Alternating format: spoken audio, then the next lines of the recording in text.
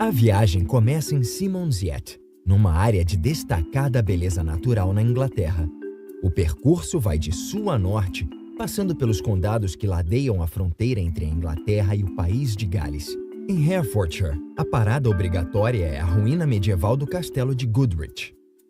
De lá, a viagem segue para Hereford e sua magnífica catedral e lar de um raro tesouro medieval. Depois, continua até o castelo de Stokesay, uma das casas medievais fortificadas que estão mais bem conservadas. Em Welshpool, a atração é o belo jardim do castelo de Powys e uma fazenda experimental vitoriana. Depois, a viagem segue a norte para uma das maiores façanhas de engenharia do século XVIII, perto de Llangollen, e termina no estuário de Dee.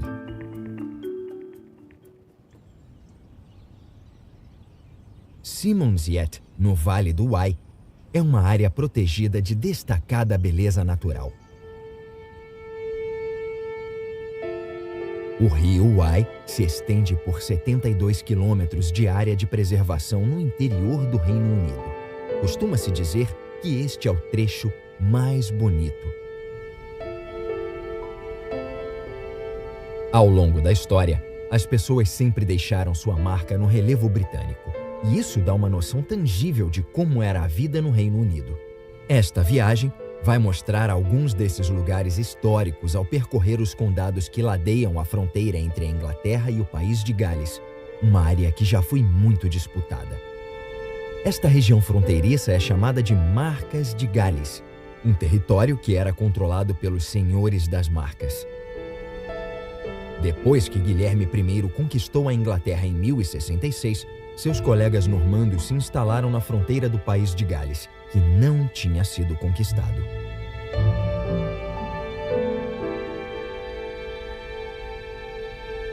Assim como os cisnes ingleses e galeses, que são protegidos pela coroa desde o século XIII, os senhores das Marcas ganharam praticamente status de realeza.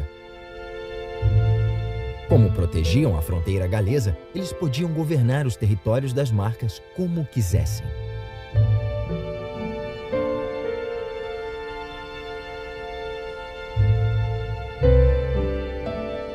Esses quase-reinos moldaram a vida na fronteira durante gerações, e isso explica porque é aqui, nas Marcas, que está a maior concentração de castelos do Reino Unido.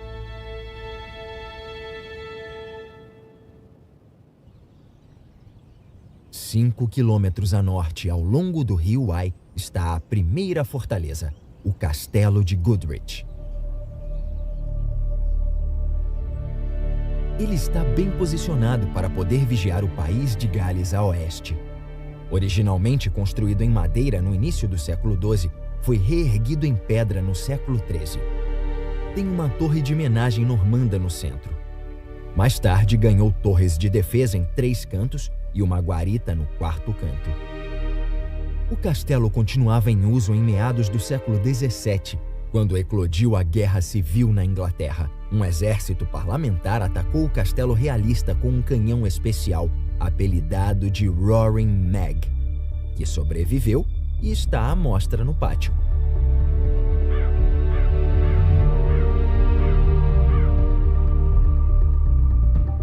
Depois, o castelo foi intencionalmente destruído para que não pudesse mais ser usado como fortaleza. É uma ruína desde então e hoje em dia é um local muito visitado.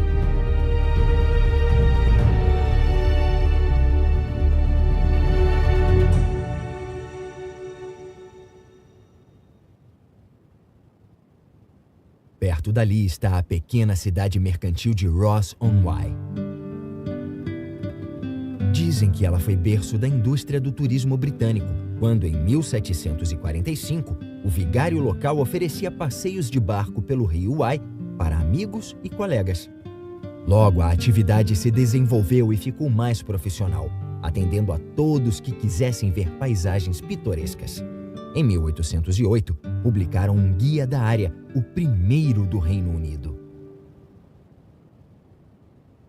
A Atravessando a fronteira para o país de Gales, a jornada segue para o Vale de Monnow e o castelo de Scunthorpe. A primeira fortaleza foi erguida aqui pouco depois da conquista normanda de 1066, mas a versão em pedra data do século XIII e foi construída pelo Senhor das Marcas, Hubert de Burgh. Ele tinha passado um tempo lutando no continente e trouxe consigo novas ideias arquitetônicas. Também construiu aposentos mais confortáveis para a família, tornando o castelo uma residência nobre. Perto dele está a igreja medieval de St. Bridget, que foi expandida no século posterior ao período de Hubert de Burgh. Os lordes normandos costumavam ser muito devotos e construíram igrejas majestosas perto dos castelos. E, em nome de Deus, subjugavam a população, normalmente com castigos cruéis. Perto dali está o castelo de Grosmont, que também foi amplamente reconstruído por Hubert de Burgh, por cima de uma antiga fortificação normanda. Quando ele perdeu o status, o castelo voltou para a realeza, e o rei Henrique III o cedeu para o segundo filho, que o transformou numa residência mais adequada para uma família nobre. Isso pode ser visto numa característica peculiar de Grosmont, uma grande chaminé octogonal chamada de Chaminé da Eleanor. Eleanor era a esposa do rei Henrique III e a lareira devia aquecer o apartamento real quando eles visitavam.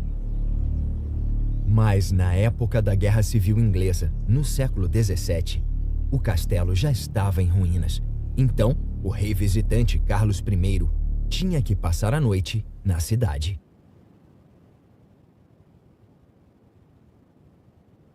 Do outro lado da fronteira, na Inglaterra, fica Garway Hill, uma colina natural de 400 metros de altitude que tem vista para uma casa impressionante no Vale de Monnow, a Kenchurch Court. A casa tem relação com a família Scudamore desde 1042, quando o canteiro Ralph Scudamore se mudou da Normandia para cá para construir castelos. A casa data do século XIV, mas foi muito reformada e alterada ao longo dos anos. No século seguinte, outro Scudamore se casou com a filha do líder rebelde galês, Owen Glendower, o último príncipe de Gales. A rebelião dele contra o domínio inglês fracassou e ele desapareceu sem deixar vestígios. Reza a lenda que ele se escondeu aqui para viver o resto de seus dias.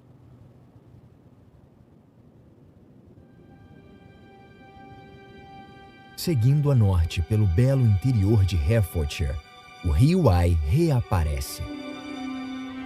Isto é uma área rural e as plantações criam desenhos pitorescos no relevo.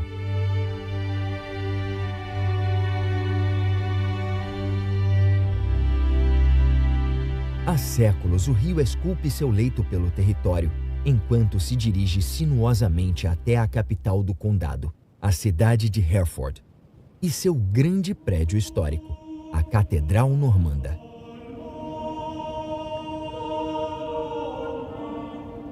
Há uma catedral neste local desde a época dos saxões, no século X, e ela é dedicada a um dos reis deles, Ethelbert. Com a chegada dos normandos, iniciou-se uma nova catedral e, ao longo dos séculos, ela foi expandida e reconstruída de acordo com as modas vigentes: românica, depois gótica, gótica inglesa e, por fim, perpendicular. Protegido dentro da catedral está o Hereford Mapa Mundi, um mapa mundi medieval do século XIV. No centro histórico de Hereford, há belas construções antigas, como esta velha estalagem na rua principal.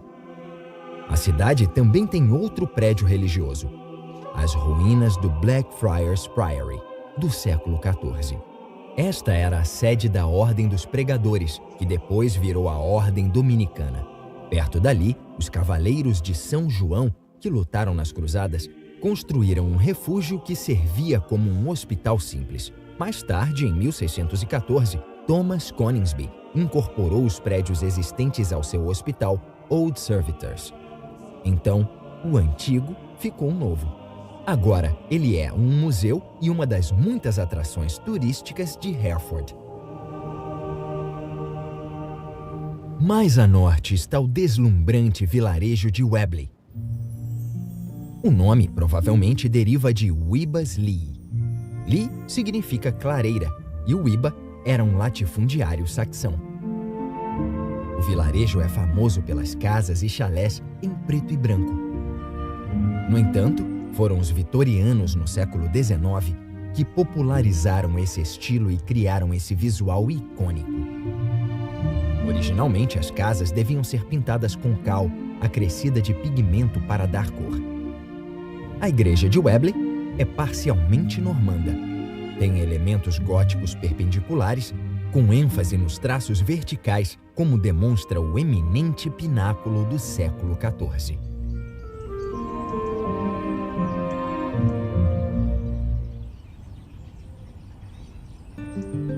Este é o condado de Shropshire, lar de um local essencial na história da Inglaterra e do país de Gales, o Castelo de Ludlow. Foi um dos primeiros castelos de pedra da Inglaterra, construído logo após a conquista normanda de 1066, como uma fortaleza da fronteira. Nos séculos seguintes, ele cresceu em tamanho e importância, virando a sede administrativa do governo do país de Gales. Também foi neste castelo que começou a história dos príncipes da Torre, quando Eduardo, aos 12 anos, se tornou rei em 1483. Ele estava aqui com o irmão caçula, o Duque de York, quando o pai deles, Eduardo IV, morreu em Londres. Os dois meninos saíram do castelo e foram para a cidade, e em um ano morreram na Torre de Londres. Existe uma suspeita que nunca foi comprovada de que eles tenham sido assassinados pelo tio, que então se tornou o rei Ricardo III. A cidade de Ludlow cresceu ao redor do castelo e foi projetada como uma grade simétrica. Nesta parte antiga, existem mais de 500 prédios protegidos. Muitos são da era medieval. Com isso, a cidade e o castelo, históricos e pitorescos, são muito visitados por turistas. Este é o Castelo de Stokesay, em Shropshire. Não é apenas um castelo. É um dos primeiros exemplos de casa medieval fortificada do século XIII. A torre do castelo e a cortina de pedra ainda existem, mas o prédio principal não é, de fato, fortificado. Foi construído para um comerciante de lã bem-sucedido, Lawrence de Ludlow, e começa pela primeira vez a parecer uma casa de verdade. Ainda não havia vidro nas janelas principais e as venezianas de carvalho protegiam contra o vento e a chuva, mas havia um cômodo particular, chamado solar, para Lawrence e sua família. A casa resistiu basicamente porque ficou abandonada por muitos séculos e só foi redescoberta no fim do século XIX, quando começou a ser restaurada.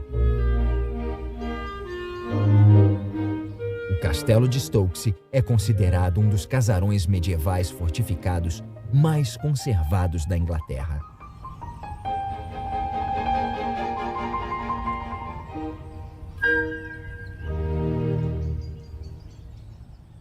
Estas são as colinas de Shropshire e a Long Mynd, considerada uma área de destacada beleza natural. É um bom local para caminhadas e uma das trilhas favoritas é a Jack Mytton Way, que recebeu o nome de um excêntrico latifundiário de Shropshire. No sopé das colinas está o vilarejo de Church Stretton, apelidado de Pequena Suíça pelos vitorianos, que vieram desbravar a região e a transformaram num resort turístico. Ali perto está a colina vulcânica de Caer Caradoc. Do topo, é possível, num dia claro, ver os arranha-céus de Birmingham a quase 65 quilômetros. No topo, também estão os restos de um forte de 2000 anos, que, segundo uma lenda local, foi o último baluarte do chefe tribal Carataco contra o poderio romano durante a conquista da Inglaterra. O combustível está acabando e é preciso atravessar a fronteira de novo e voltar para o país de Gales, rumo ao aeródromo de Welshpool. Este é o único aeroporto da área do meio da fronteira.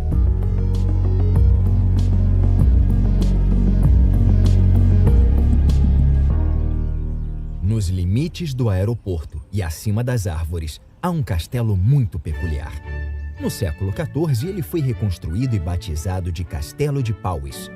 Durante a Guerra Civil do século XVI, a família Powys apoiou o rei e o castelo foi tomado pelos Cabeças Redondas e sofreu danos consideráveis. Nos anos 1660, ele foi reformado e expandido, ganhando um novo jardim, composto por uma série de socalcos formais. Os teixos originais podados ainda estão de pé, junto com as belas estátuas de chumbo de pastores e pastoras. De alguma forma, Powys escapou da moda paisagística do século XVIII. Então, este jardim é muito raro. Este é um dos poucos lugares no Reino Unido em que um verdadeiro jardim barroco ainda pode ser totalmente apreciado. Atualmente, o castelo e o jardim estão sob os cuidados do Fundo Nacional, que ao longo dos anos conduziu amplos programas de restauração para garantir o futuro do lugar.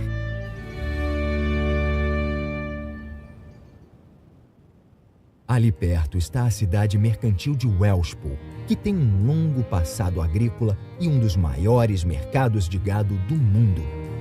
Também tem uma história antiga e em 1400 teve grande parte destruída pelo líder galês Owen Glendower durante a rebelião mal sucedida contra os ingleses. No alto de Welshpool há um exemplo raro de fazenda vitoriana construída em escala industrial. John Naylor, que morava no Leighton Hall, gastou cerca de $300 mil na construção, o equivalente a mais de $9 milhões atualmente. Havia uma estrada de ferro no complexo para deixar a operação mais rápida e eficiente. As duas construções redondas são para criar porcos e ovelhas. A maioria das construções da Fazenda Leighton foi tombada e está protegida do desenvolvimento futuro. Espera-se que este local raro e fascinante seja restaurado.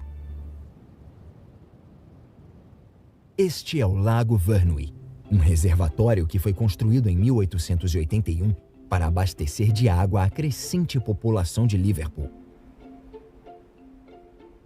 Os fundadores da cidade também compraram os 10 mil hectares ao redor do lago para controlar a pureza da água. E, para os pescadores, o novo reservatório foi abastecido com 400 mil trutas do Loch Leven. O lago demorou 2 anos para encher depois que a nova represa foi concluída. Como o local era visitado por muitos turistas e dignitários, um hotel foi construído num morro com vista para o novo lago, que continua aberto para visitações. O local mais famoso é a Torre Gótica Vitoriana de filtragem de água, que desponta do lago. Tudo indica que não houve economia na hora de deixar o local muito pitoresco.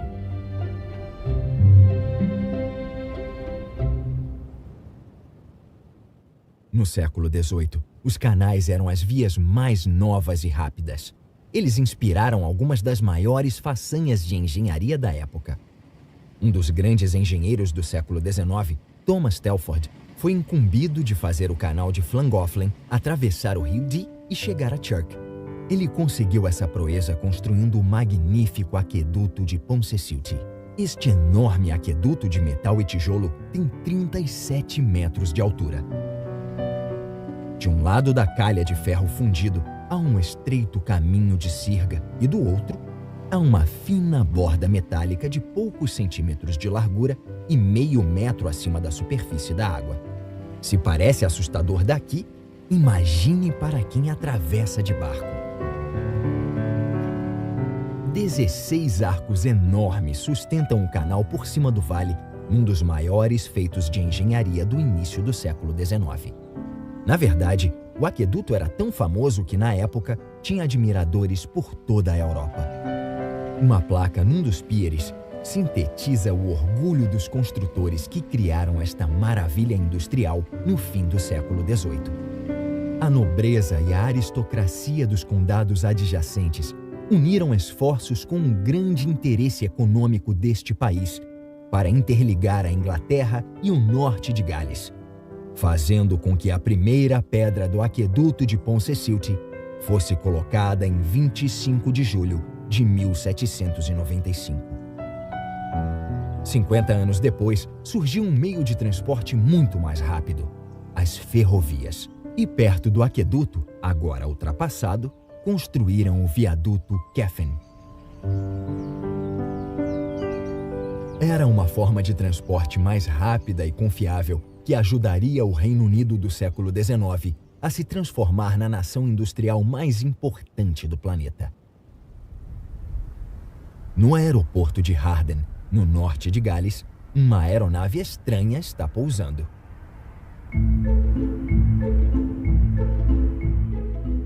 Este é um avião cargueiro Beluga, projetado para transportar volumes extensos e pesados. Pois é aqui que a Airbus fabrica as asas de suas aeronaves. O Beluga Super Transporter começou a operar nos anos 90 e foi uma adaptação de um Airbus A300 que ganhou essa fuselagem enorme, ficando com a aparência de uma baleia gigante. Por isso, o nome Beluga. Só 5 aviões foram construídos e todos continuam operantes, transportando peças de aeronaves de toda a Europa para a principal montadora em Toulouse, na França. Contudo, as asas do A380, o maior avião comercial do mundo, são grandes demais para o Beluga. Então, são levados até o Rio Dee, carregadas em balsas, e passam para embarcações maiores para serem transportadas até Bordeaux, na França. Esta é a Ponte de Flintshire, inaugurada pela Rainha Elizabeth II em 1998. É a maior ponte estaiada assimétrica do Reino Unido.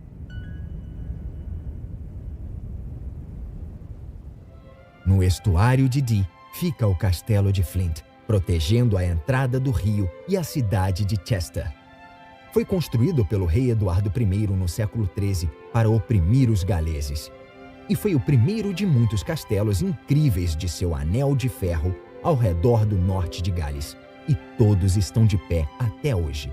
O Castelo de Flint é interessante porque foi muito influenciado por projetos franceses que o rei viu ao passar pela França a caminho das Cruzadas. Isto pode ser observado na grande torre de Menagem, que parece separada da parte principal do castelo. Este projeto não foi repetido nos outros castelos galeses dele e é único no Reino Unido. Depois de resistir a vários ataques e de ter sido parcialmente reconstruído depois de um deles, o castelo acabou sendo destruído durante a Guerra Civil do século XVII e acabou virando uma romântica ruína medieval. A viagem termina aqui, no estuário de Dee, que é atravessado pela fronteira entre a Inglaterra e o país de Gales. Ele é raro por ser muito raso e, por isso, é um refúgio de animais selvagens e é um dos estuários mais importantes da Europa devido às populações de aves limícolas e selvagens. Consequentemente, é considerado uma reserva natural. Outros animais selvagens também habitam o estuário, como esta colônia de focas cinzentas. Este tipo de foca é encontrado em grande parte do litoral britânico. Antes, elas eram caçadas, mas agora estão protegidas por uma lei do parlamento de 1970 e podem curtir a vida em segurança nesta barra de areia que separa a Inglaterra do país de Gales. Esta fronteira viu rebeliões e a construção de grandes castelos. E essa história agora é desfrutada por milhares de turistas que vêm a esta bela parte do Reino Unido. O sol se põe sobre o estuário de Dee, tornando este lugar perfeito para encerrar esta jornada.